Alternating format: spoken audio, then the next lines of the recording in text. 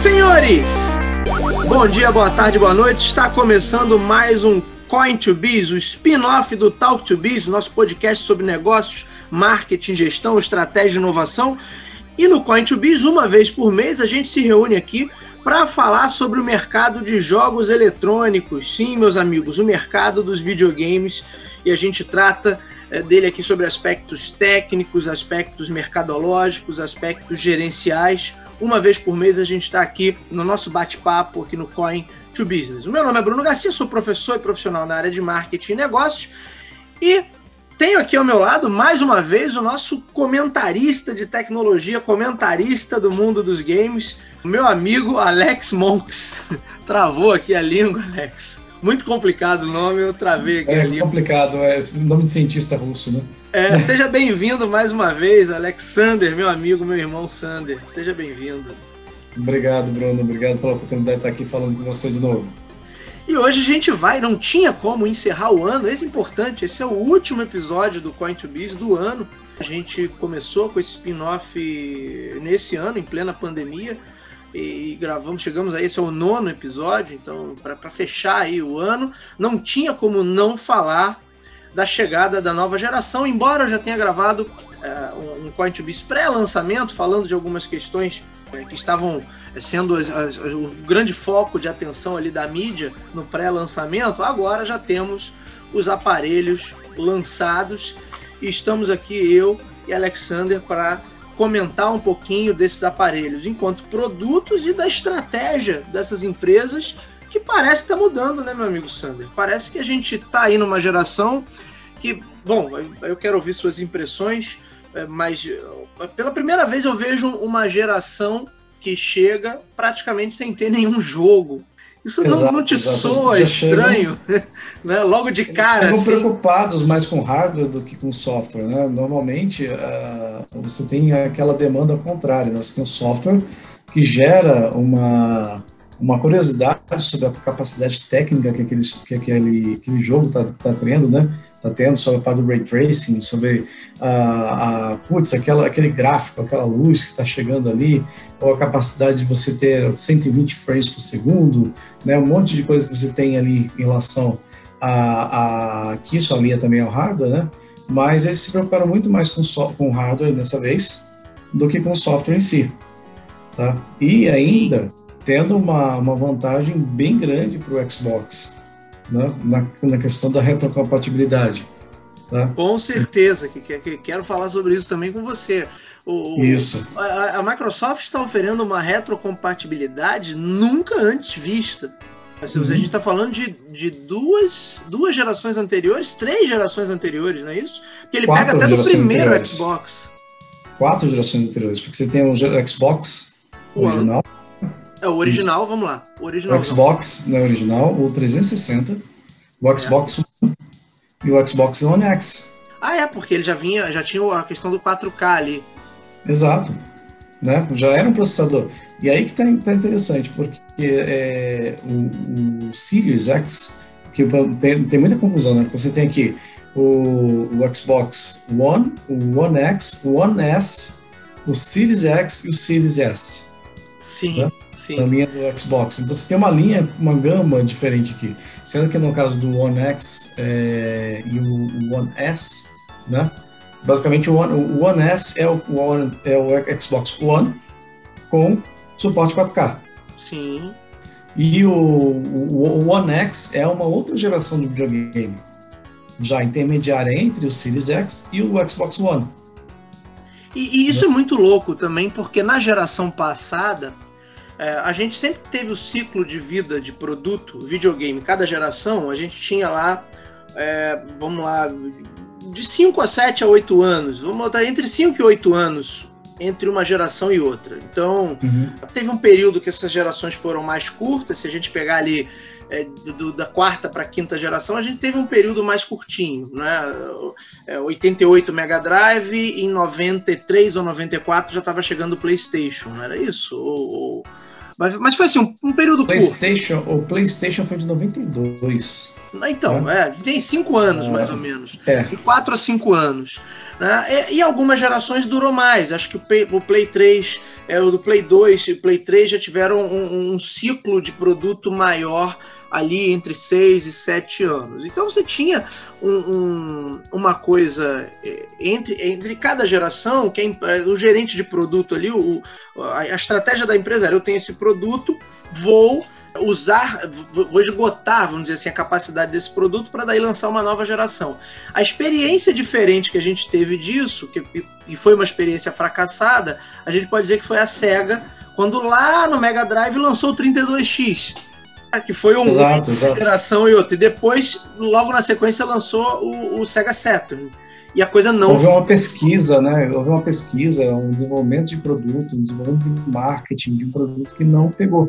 Sim. Porque o custo era muito elevado. E a manutenção da sua mídia era alta. Você tem uma mídia física, que era o cartucho, em detrimento ao que estava vindo com o PlayStation, que era o CD, que era muito mais barato produzir, no volume, né? Você tinha um custo muito alto. Então, isso gerou um lastro muito grande para a Sega, em que depois que ela lançou o Saturn, né, para poder competir com o PlayStation, ela já tinha perdido um mercado muito grande. E isso aconteceu com outros players, que depois, mais para frente, a gente fala sobre isso. Né? Mas Sim. houve, acho que assim, alguns pontos bem equivocados em relação à expectativa da realidade. Primeiro, que o pessoal já estava esperando muitas coisas legais, muitas coisas diferentes, inovadoras, que quem estava entregando isso de verdade era o PlayStation. Sim. E o restante, você tinha um gráfico um pouquinho melhor, mas você tinha uma mídia tão limitada. Para você gravar uma ROM gigante, para você fazer um jogo 3D com com a mesma competitividade que tinha no PlayStation, Sim. era muito complicado, muito complexo e caro. Eu tive um 32X. O meu sonho era ter o Megazord, no Mega Drive 32X e o Sega CD acoplado ali. Tudo acoplado, um em cima do outro ali. Outro que chegou, que foi num caminho parecido, que na época também já foi bastante equivocado, era a Nintendo com o Nintendo 64. Sim. Também os cartuchos do Nintendo 64, né, tudo mais, grandes até, né? Parecia até um cartuchinho. Era menor do que o cartucho de Neo Geo, mas era robusto. Robusto. E o Atari Jaguar. Esse aí, a gente vai gravar um episódio para a próxima temporada com os grandes fails, os grandes fracassos. E aí, certamente, o Atari Sim. Jaguar entra como o top one aí dessa lista. Lista. Porque aquele ali, nossa senhora, é realmente um somatório de erros ali, do design, os jogos, enfim, vamos deixar isso para um outro, outro assunto já. Para um outro episódio.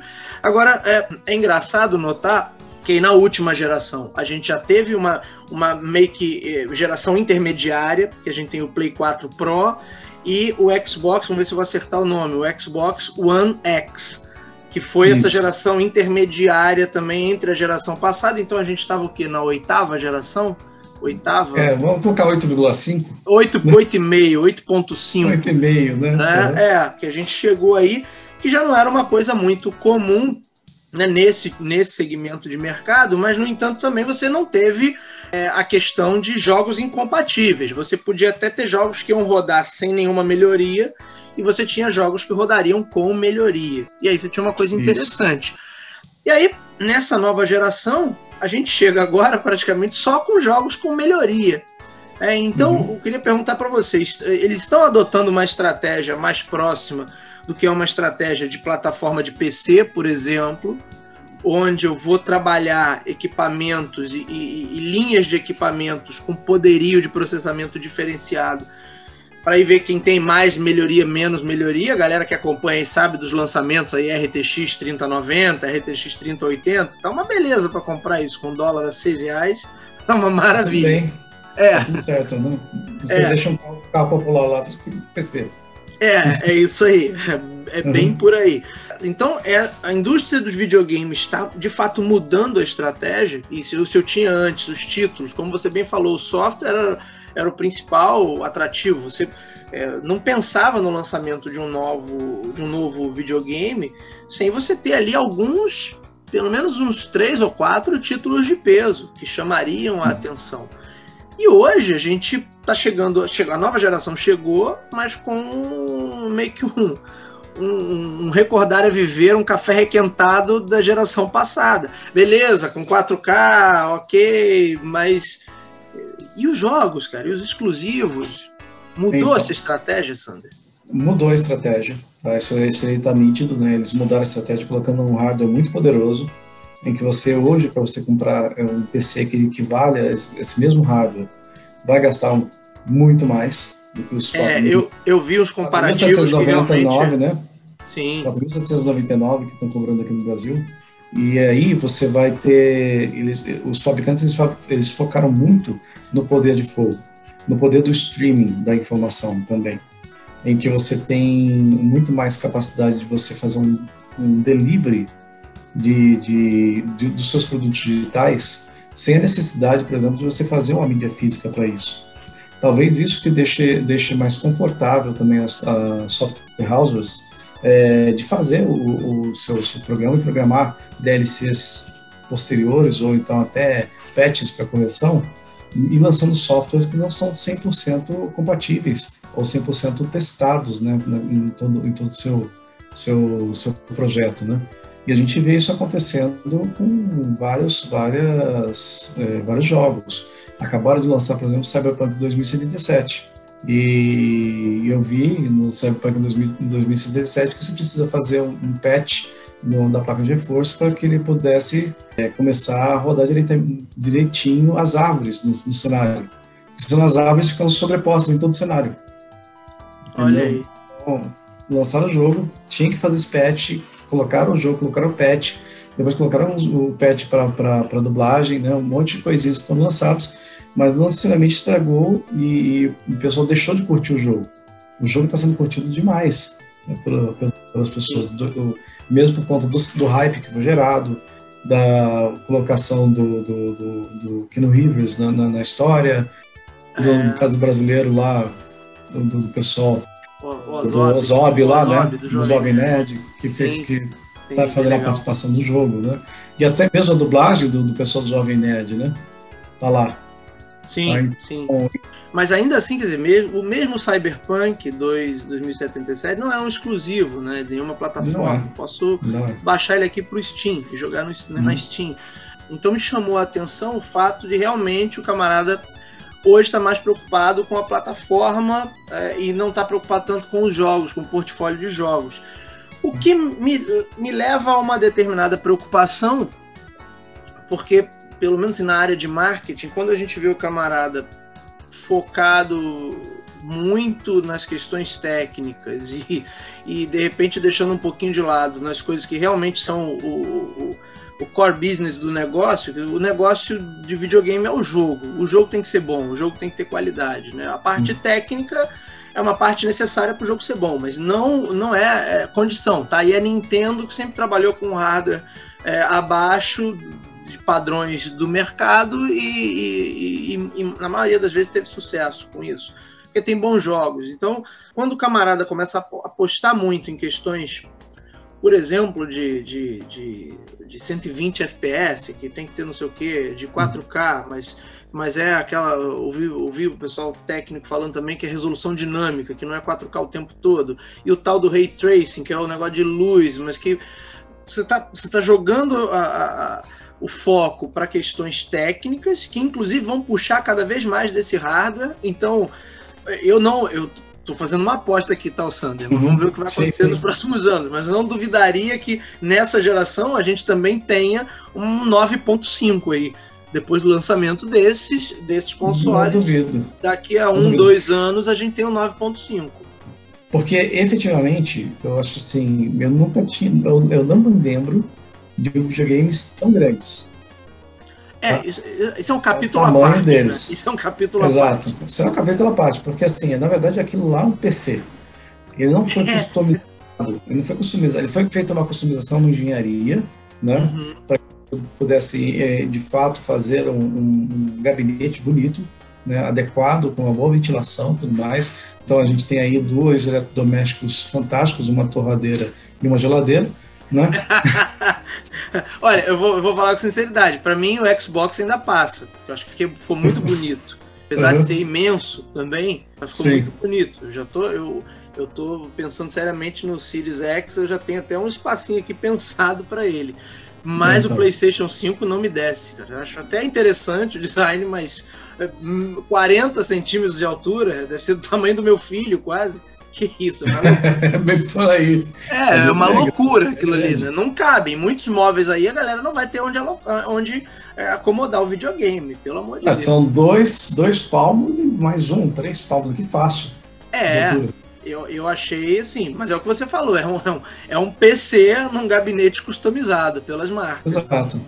Exato. E assim, e o hardware dos dois é basicamente compartilhado em relação à tecnologia que eles usam. Eles usam a tecnologia da AMD com o Radeon, tá? Os dois. Eles têm uma diferença em relação a teraflops com suas especificidades técnicas, né?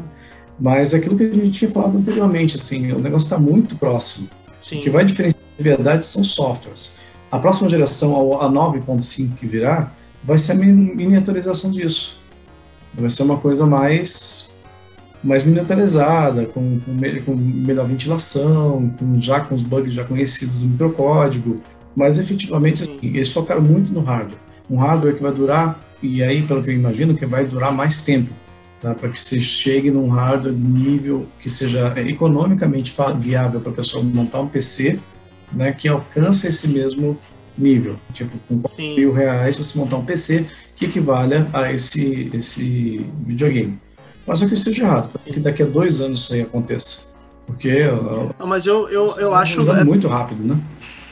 Sim, não, mas eu acho bem realista essa sua aposta.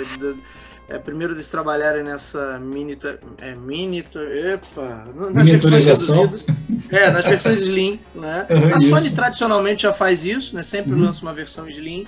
De todos os PlayStations até hoje, sempre teve a versão inicial e depois uma versão menorzinha. Inclusive o PlayStation 1 que eu tenho aqui da minha coleção é um Slim, né? É um negocinho assim agora. Isso. Embora interessante. Eu quero ter aquele clássico, mas não tem ainda. É interessante a gente ver que assim, eles lançaram o Xbox One, o Series, né? Tem o S e o X, né?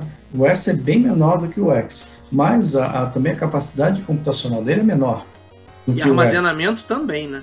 O armazenamento também. Metade do armazenamento. 500 GB de verdade, não dá para nada. Não dá para nada. No Xbox One, que não tem a texturização 4K que eles têm, que o Red Dead Redemption ocupa praticamente 90 GB. Eu tenho o Mortal Kombat 11, o GTA V, o Gran Turismo, Forza. O Forza. Olha a concorrência, olha aí. Olha a marca, você tá jogando uma pensando no outro. Isso, exato. Que eu tô dando sobrinho ali também. O Forza, né, o Motorsport 4, que eu gosto pra caramba do visual dele, né? E tem a Injustice. Falei de 4 jogos. E já ocupou quase tudo. Eu tenho 19 GB livre. Só dá pra jogar jogo indie agora. Tem 500 GB no HD. Entendeu? Muito complicado. Cada vez mais vai comprando muito mais hardware, né? A texturização vai melhorando, então vai exigindo hardwares mais rápidos, mais robustos, né? O SSD M2 com X4, né? Que é a capacidade de transferência dele, né? Transfere 6 GB por segundo, uma coisa absurda de transferência, né? Faz com que carregue um jogo muito rápido com essas texturizações. Ô Sander, agora falando de retrocompatibilidade, a gente estava comentando um pouco antes da questão do Xbox, que ele traz uma retrocompatibilidade aí com 4 ou 5 gerações passadas, se a gente pegar essa geração 0.5 aí que teve, e isso dá ele, ao portador de um Xbox de última linha hoje, uma biblioteca quase que infinita. Né? Na verdade, o camarada tecnicamente ele não tem tempo para jogar tudo, a menos que ele não faça mais nada da vida. Então a gente pode considerar uma biblioteca infinita, porque ele está pegando aí muitos jogos do primeiro Xbox, muitos jogos do 360 e todos da geração passada. E ainda tem a questão do enhance, né, da melhoria gráfica nos jogos, que isso para mim foi o mais interessante. Assim, além da retrocompatibilidade já ser interessante por si só, você tem a questão da melhoria nos jogos, que é algo que realmente nunca antes visto. Não em videogame. Sim, então isso daí é aquele investimento em poder computacional que foi feito agora, né? 10.8 teraflops não é brincadeira, gente. Né? 10.8 teraflops era a capacidade que o Deep Blue tinha quando eu vi Kasparov, né? Aí, com certeza, muito menor do que isso. Quanto? Blue era de 928 gigaflops. Vai. E a gente está hoje em casa com 10.8 teraflops. Isso é basicamente 12 vezes mais poder de processamento que era um supercomputador em 1997. Isso é muito louco, né? Não, é fora de série. É fora de série. Você tem uma capacidade computacional hoje fantástica, que está dentro da sua casa jogando videogame. E aí que está um ponto de investimento que o pessoal fez. Eles fizeram um investimento muito pesado no hardware para durar mais tempo, para que eles pudessem fazer o software com mais esmero, com mais cuidado, com mais redução daquele viés de estranheza que eu falei. Sim, né? sim. E aí possivelmente o poder dessas máquinas a gente vai ver daqui para frente, né? Que por enquanto o que a gente está vendo é firula, né? Isso, por enquanto a gente está vendo coisas bonitas que foram feitas para gerações anteriores, ou já foram preparadas para gerações anteriores, e aí estão sendo renderizadas com um novo hardware. Mesma coisa que você pega um PC que você está rodando com uma placa de vídeo de 2 GB, né, uma GT 730, né, um pouco mais antiga, né, e aí você pega o mesmo jogo e roda num PC com uma GTX 1050. Né? Já é uma diferença absurda. Uma diferença absurda, muda completamente tanto a parte visual quanto a experiência do usuário. Porque uma vai ter alguns lags, né?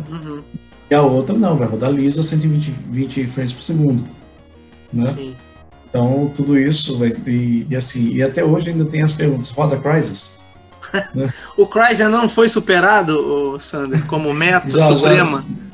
Não, já foi superado sim, mas assim, ele foi um videogame, um software lançado em 2009, se não me engano, que demorou muito para chegar num hardware que rodasse de uma forma adequada. Na verdade, tudo no máximo. A gente não sabe nem como eles rodaram isso daí na primeira vez que fizeram o game, né? Talvez nem o próprio fabricante tenha rodado. O jogo pois aí, vai ver o que dá, ó. Coloca aí, a gente vê depois o que acontece. Solta o carro, depois a gente coloca o freio. Mas... Ô Sander, agora, será que a gente vai chegar agora para jogar um videogame e vai ter que ficar configurando resolução do jogo, igual se faz num PC, para adequar a esse ou aquele aparelho? Ou a gente não vai chegar a tanto? Porque isso é uma facilidade e ao mesmo tempo uma dificuldade. Uma facilidade para quem gosta de mexer nessas configurações, e certamente prefere jogar num PC, porque aí mexe lá em tudo, configura a sua maneira. E uma facilidade para quem quer jogar no videogame, que possivelmente um camarada com o meu perfil, que não quer ter nenhuma encheção de saco, só quer ligar a coisa e jogar. E qualquer coisa que saia fuja desse caminho, eu já vou ver como um empecilho. É algo ruim para minha experiência. Você vê assim, na nossa época, como que era jogar videogame? Você chegava, ligar e jogar. Colocava o cartucho, ligava e estava jogando. Sim. Você ligava e estava jogando. Não era você ligava e esperava. Tá certo que na época da fita cassete não era bem assim, né? A gente esperava carregar aquela fita cassete por quase 5 minutos. Mas não é o caso. Vamos falar de cartucho de videogame. Vamos falar de cartucho. O Atari você ligava e jogava. Tava lá. Ligava e jogava. Tá? Ah, mas não tem gráfico. Beleza, mas era assim, você se divertia. Sim. Né? Pegava o Enduro, colocava o cartuchinho lá, ligava, já estava já, só acionava a alavanquinha e vambora. Né? Sim. Hoje, por exemplo, ontem eu estava Ontem eu liguei meu videogame, eu acho que depois de 2 meses que eu tava sem jogar videogame, né, de verdade. Aí eu liguei um pouco, né, e quando eu liguei, veio a atualização do Red Dead. 35 minutos para atualizar. Beleza. Então vou tentar agora o Mortal Kombat. Coloquei o Mortal Kombat, mais 30 minutos para atualizar. Falei, pô, vou ficar sem jogar 30 minutos. Aí você desiste. Você diz, já aconteceu comigo também. Entendi? Aí fui lá, tomei um café, coisa e tal. Depois eu fui Depois jogar. foi dormir. Deixou atualizando e foi dormir. Mais ou menos isso, né? Eu joguei 5 minutos e parei. Essa é uma baita desvantagem das gerações atuais, Sander, na minha visão. Exato. E aí você a gente perdeu praticidade, muito, né? Tem muito DLC, tem muito caça-níqueis nesses videogames, né? E isso talvez esteja perdendo um pouco a sua essência. Agora, Sander, e em meio a esse lançamento, Sony e Microsoft já apresentaram suas máquinas. E a Nintendo? Qual é a perspectiva em relação à Nintendo? Porque a Nintendo vem caminhando muito bem com o seu Nintendo Switch. E aí eu vi alguns rumores, mas queria saber o que você tem visto a esse respeito sobre uma versão atualizada do Nintendo Switch. Mas a Nintendo nunca se importou muito, ou nunca pareceu se importar com essa briga de hardware. Ela sempre teve uma estratégia muito sólida em justamente garantir essa melhor experiência. E não necessariamente, tipo, não interessa quantos frames roda, ou se tem Ray Tracing, ou se não tem Ray Tracing, desde que você tenha a melhor experiência ali. Qual é a tua perspectiva em relação à Nintendo? Será que ela vai anunciar alguma coisa ainda no ano que vem, para lançar nos próximos anos, ou para lançar em 2022? Ou ela ainda vai continuar surfando no Nintendo Switch, porque ela realmente está indo muito bem ali e encontrou um nicho interessante? Eu acho que ela vai continuar fazendo o mesmo jogada que ela está fazendo hoje, tá? Ela não está acompanhando efetivamente a mesma vibe que a Nintendo, a Sony e a Microsoft estão seguindo. Né? A Nintendo não está batendo de frente com elas. Ela está correndo por fora com outro nicho. Né? Jogos mais casuais, mais lúdicos, que entregam mais diversão, né, do que gráficos belíssimos, né? Então... Eu acho que mudou um pouco, não, Sander? Sim, ela era muito dos jogos casuais na época do Wii. Eu acho que ela ainda tem os jogos casuais, mas ela está apostando muito em... Eu vou colocar um termo, não sei se é o mais adequado, mas talvez jogos bons, porém mais simples do que os jogos tão mega, ultra complexos, que os jogos são tão realistas que só falta chegar um boleto pro personagem pagar. Né? Já chega, né? Já chega no crédito, na verdade, né? Tanto, beleza, então vamos lá. Mas eu vejo alguns jogos que estão saindo pro Switch, que ela já estava lançando até pro Wii U na geração anterior, que já fugia um pouco, porque tentava seguir ali o mesmo line-up de lançamento de Xbox e PlayStation. Então eu tenho a impressão que ela está tentando trazer de repente o melhor dos dois mundos ali. Essa é uma visão, sim. Tá? Tem um outro fator bem primordial, que é assim, todos os videogames, sem exceção, sendo Nintendo, Microsoft, Sony, ou qualquer outro que venha aparecer, inclusive o Atari que está querendo relançar um videogame também. Mas eu acho que a campanha mingou, né? Porque eles estavam numa campanha de crowdfunding, e aí a última previsão que eu vi era para lançamentos, acho que em abril desse ano, e aí veio a pandemia e deu uma mixada. Aí eu não soube mais nada. Era o Atari, meu Deus, esqueci o nome agora. Também esqueci o nome Vou achar aqui. Mas aí, assim, a Nintendo ela vem por fora, né? E assim, vendo jogos casuais, alguns títulos que conseguem rodar dentro do seu hardware, né? E aí você tem uma diversão mais garantida. O fator que eles colocaram lá de uma DockStation, né? Que você pluga o jogo lá no DockStation e de repente, precisa sair, já sai com o jogo jogando, da mesma coisa que está fazendo lá na tela, isso aí foi fantástico. Isso aí é uma jogada de que eles fizeram. E agora, assim, a Microsoft e a Sony estão focando também na entrega para o streaming. desses jogos, né? A Microsoft já tem uma solução robusta para isso, que parece que dá para jogar até pelo celular, não é? Sim, dá para jogar pelo celular, daria para jogar pelo browser, sem precisar de hardware muito sofisticado. E aí você tem também o Google Stadia, que faz isso também. Estamos no começo de talvez a próxima geração. Aí eu estou chutando bem alto numa trave de futebol americano, tá? Talvez a próxima geração não seja o hardware. Eu também acredito nisso, nessa possibilidade. Talvez a próxima geração ele mantenha esse hardware aqui por muito tempo e você começa a usar os seus games por streaming com o advento do 5G e depois com o 6G. Quando implementarem a Starlink de vez, quando implementarem o 5G com sucesso, né, tirando as neuras aí de Trump e Bolsonaro, talvez tem um 5G mais. A China está espionando. Olha só para complementar a China está espionando faz tempo, os Estados Unidos está espionando faz tempo, todo mundo está se espionando. Só a gente que não espiona ninguém. Então.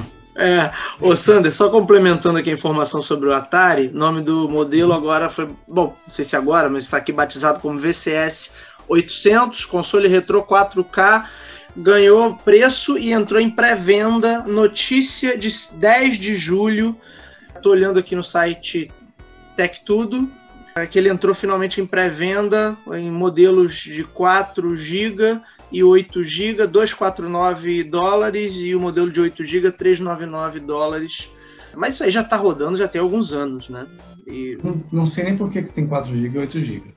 Não sei também, mas... De memória. Console retrô 4K está aqui na chamada. Depois a galera quiser se aprofundar aí, busca o link. Você estava falando da Nintendo, então... A Nintendo meio que acabou com o mercado de portáteis, né? É um mercado que ela sempre dominou. E agora ela criou um outro segmento ali meio híbrido. Isso. Que, na minha opinião, não encaixa na geração. Uhum. Uma coisa diferente. A Nintendo criou um mercado. Sim. Né? Como ela tinha feito com o Wii atrás, né? Lá atrás. Que ela também... como ela tinha feito com o Wii, com o Nintendo Wii, quando ela fez a primeira experiência de celular, e aí foi antes disso, né? Com o Pokémon GO. Sim. Né? Um software no seu celular fazendo captura de Pokémon na rua, usando, né, realidade aumentada. Então, assim, teve várias ações que a Nintendo fez que não visaram o hardware, visaram o software. Sim. O Nintendo Wii é um hardware projetado, mas é um tablet. É um tablet que está ali. E isso aqui, o seu software, o seu core, foi voltado para o jogo. Então essa é o nicho que a Nintendo criou. Um nicho muito bom, desse passagem, porque é basicamente cativo. Quem gosta de Nintendo, gosta de Nintendo. E ponto. Sim. Quem gosta de Apple, gosta de Apple. E ponto. Não, e eles estão trazendo uma biblioteca de jogos bem bacana, assim, além dos exclusivos, né, das propriedades intelectuais da Nintendo. Franquias exclusivas, né? Mas tem muito jogo indie bacana, tem os AAA também que estão chegando pro Nintendo Switch, então tá bem interessante. É um videogame que ficou caro aqui no Brasil por conta do dólar, né? Ele aumentou muito o preço, mas eu acho que eu até daria prioridade a ele antes do Xbox, sabe? Mas eu não compro ele aqui porque a questão dele ser portátil, lembra que eu tenho um garotinho de 5 anos aqui, né? Que vai querer andar agarrado com ele para cima e para baixo. Aí agora não dá. Exato. Eu comprar o Nintendo Switch é comprar para quebrar com toda certeza. Vai rachar no meio, né? Então é para uma outra etapa. Para uma outra etapa, que ele tiver maior, tiver mais cuidadoso, que ele entenda. Ou então vou ter que ter um negócio para jogar escondido, né? E não dá. Não dá. Sander, para a gente caminhar já para o final, os 2 videogames foram lançados mais ou menos com nem um mês de diferença, né? Algumas semanas só de diferença, e esgotou-se. Na pré-venda, o Series X já tinha esgotado na pré-venda praticamente, o Series S esgotou um pouquinho depois, parece que o PlayStation 5 também já está esgotado. Isso não faz só aqui no Brasil, não. O próprio diretor lá da Microsoft disse que os estoques de Xbox só devem regularizar lá para abril, me parece. Eu até botei aqui na pauta fala dele, abril de 2021, quer dizer, o primeiro trimestre do ano ainda vai ser de carência de produto. De fato, a demanda está muito alta por conta da pandemia, ou isso é uma estratégia, não deixa de ser uma estratégia inteligente para manter o preço mais alto por mais tempo, mais valorizado?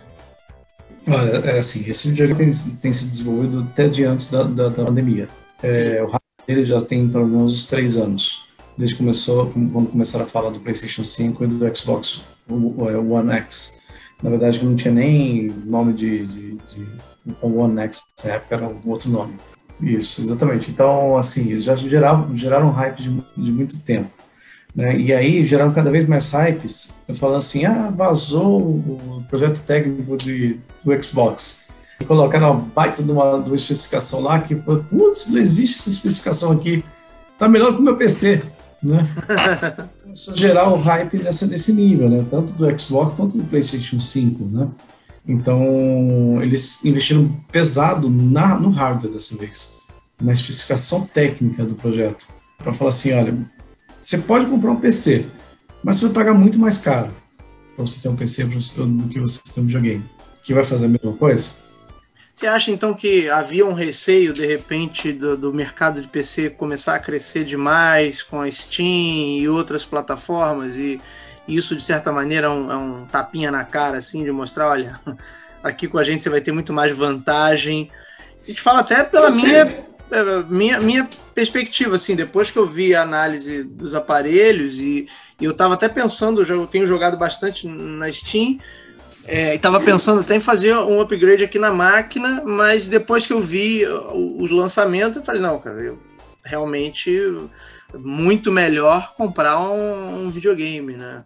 Sim, então é exatamente esse ponto, assim, é um hardware já pronto para jogar. Você não vai se preocupar com instalação, configuração do sistema operacional, você não vai se preocupar com driver, tá? Você vai preocupar, assim, quem vai se virar é o fabricante. Ao passo que o PC a gente tem que se preocupar com os drivers que a gente vai instalar. Tem que comprar uma placa, tem que ter driver compatível, a gente vai reclamar do Windows 10, vai chiado da instalação. E por mais que a gente fala assim que Linux está, né, tá melhor na parte do sistema operacional, o Windows é o sistema operacional para jogos. Sim. Certo? Não tem para onde correr, né? Não tem, os drivers são preparados para o Windows. Os fabricantes fazem os seus jogos para o Windows. Tem jogos aí, o pessoal de Linux vai me xingar para caramba, mas existem jogos também para Linux, com 3D, com Ray Tracing, tudo mais. Existe. Mas para você iniciar um jogo no Linux, você tem que baixar, fazer mounting, você tem que saber mexer no Linux. É muito mais específico, né? Isso.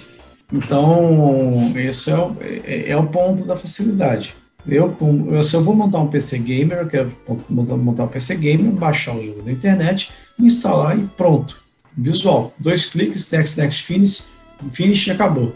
Não entrar no sudo, né, sudo mount dev, né, aí depois você faz um tar gz e você vai descompactar o arquivo lá dentro, depois você vai fazer um yarn para poder baixar alguma coisa, ou seja, você não vai fazer isso, né, se você quer simplesmente jogar. Você é um jogador hardcore que quer jogar, né? Enfim, esses são alguns pontos que tem aqui. Mas voltando sobre o videogame, né, a briga deles hoje, né, do hardware, né, e esse mercado que eles têm, né, e as impressões que eu tenho sobre esses aparelhos que foram montados é foco totalmente no hardware, no poder de fogo que eles têm, e o software, com o que tem, já supre a quantidade de software que vai ser rodado. Eu quero, por exemplo, eu vou lançar uma hype em que os jogos do meu console vão ser melhor visualizados, você vai ter uma outra experiência de jogo.